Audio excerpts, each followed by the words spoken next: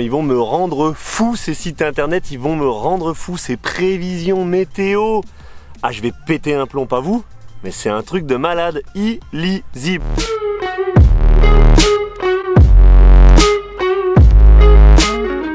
Salut Sébastien Labbé, vous êtes bien sur la chaîne Lab TV. On se retrouve aujourd'hui pour un nouveau numéro Ask Lab. Vous posez vos questions à Labbé et j'y réponds.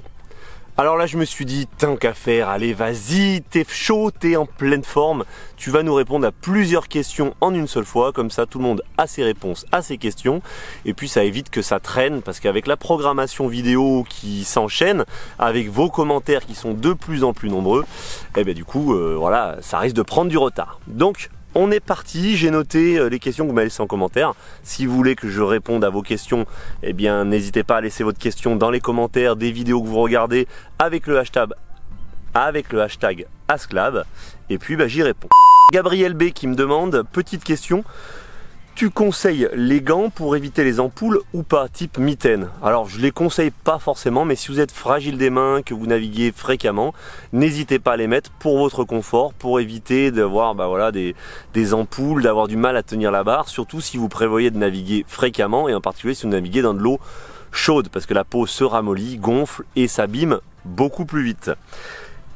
Est-ce que tu as déjà fait du windsurf? Eh ben voilà, eh ben la question qui fait mal, oui j'ai déjà fait du windsurf et j'en referai pas. L'histoire elle est facile, j'ai démarré avec du matériel qui n'était pas du tout adapté. Julien Taboulet, Rider Pro, je suis prof de PS et sa mère était prof de PS, on travaillait dans le même collège, elle me dit ah mon fils c'est Rider Pro, etc. Blabla. Du coup j'achète du matos à Julien Taboulet, forcément, le mec champion du monde PWA, etc. Il envoyait comme un porte dans les vagues. Je me suis retrouvé sur cette mini planche avec cette mini voile sans expérience. Très mauvaise expérience, le windsurf, je n'en referai plus. C'est fini. Bon puis, faut être honnête, hein, le kite à côté, rien à voir. Petite remarque de Clément, des super vidéos. Par contre, une vidéo par jour jusqu'à Noël, ça fait beaucoup pour suivre la chaîne. Le rythme de 2-3 vidéos par semaine, c'est déjà bien je trouve, sans perdre en attractivité et contenu.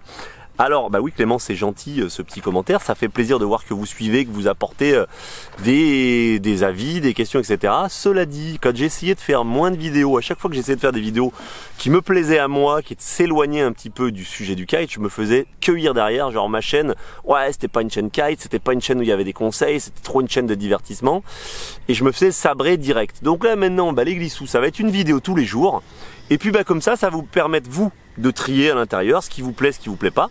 Je vous rappelle quand même que si vous likez tout, si vous partagez tout, si vous commentez tout, eh bien la chaîne monte plus vite et on peut faire plus de choses. Mais bon, vous allez pouvoir trier, regarder ce qui vous plaît, ne pas regarder ce qui vous plaît. Ça veut dire que moi, ça va me permettre aussi de temps en temps, parce que du kite, c'est bien. Mais moi j'aime bien la glisse aussi, j'aime bien les sports extrêmes, j'aime bien tout ça, j'aime bien aussi expliquer, analyser, comprendre. Je sais que cette série elle vous a pas trop plu pour l'instant, les comprendre, je vous ai fait le vent apparent, le vent machin, mais ça c'est des vidéos qui moi me tiennent à cœur, me font plaisir et qui permettent d'intellectualiser un petit peu le kite, qui a souvent tendance à être un petit peu rabaissé, alors que vraiment il y a plein de choses vraiment intéressantes à apprendre dans ce sport. Donc voilà, moi je fais ce que j'ai envie, ce qui me plaît, ce qui fait que c'est noyé dans les vidéos de kite. Du coup, normalement, tout le monde s'y retrouve, on est tous contents. Redites-moi les autres ce que vous en pensez en commentaire, mais il me semble que voilà, une vidéo par jour, c'est vraiment pas mal pour que tout le monde s'y retrouve. Yvan de Mercastel qui me dit « Salut Bastien, je te remercie pour toutes les vidéos que tu fais sur YouTube. Pour moi, je commence le kite et ça m'aide énormément. Je voudrais savoir à quoi sert le déhooké exactement, en te remerciant. » Alors, le déhooké, à quoi ça sert? Ça sert pas à grand chose en soi.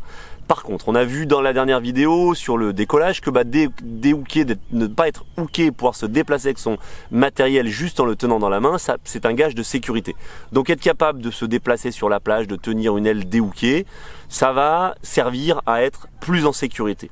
Ensuite, le déhooké, c'est simplement en fait un versant du kitesurf. Le kitesurf il se pratique de manière très aérienne, de manière, j'ai envie de dire, en navigation comme de la voile, au ras de l'eau, etc. Et il se pratique aussi à l'image du wakeboard, donc sur des tricks déhookés, avec la puissance dans les bras, et où on va donc pouvoir faire des tricks déhookés. Donc faire du déhooké en kitesurf, c'est accéder à un répertoire wake style, c'est accéder à quelque chose de différent, une autre facette du kite.